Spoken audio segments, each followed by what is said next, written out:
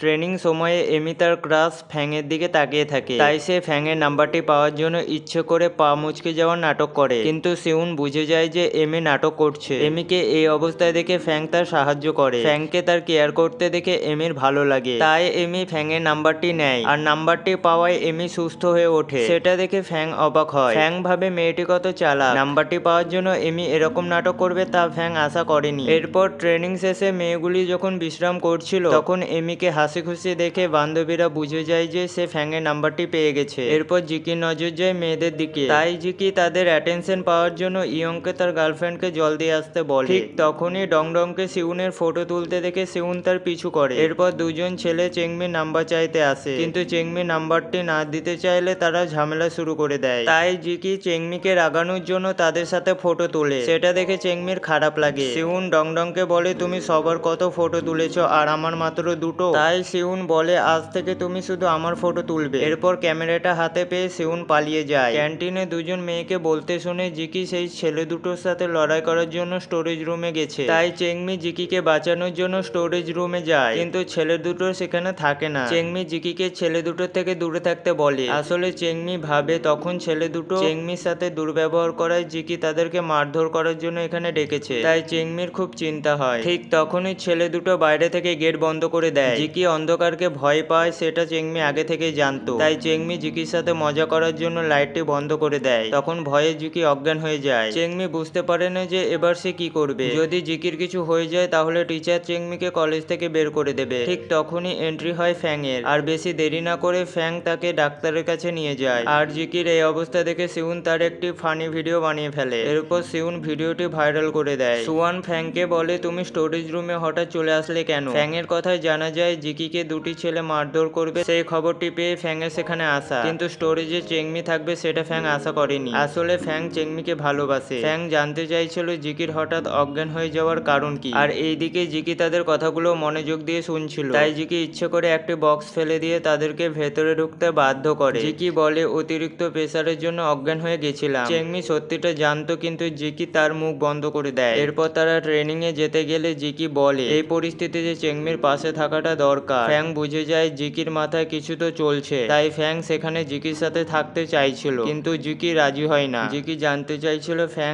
এখানে আসলো কি করে। চেংমির কথায় জানতে পারে স্টোরেজ রুমে জ্ঞান হারানোর পর ফ্যাং সেখানে এসেছিল, আর জিকিকে বাহুতে চেড়ে তাকে হাসপাতালে অ্যাডমিট করে। সেটা শোনার পর জিকি অবাক হয়, কারণ এটা যদি সবাই জানতে পারে তাহলে তারা জিকিকে ট্রোল করবে।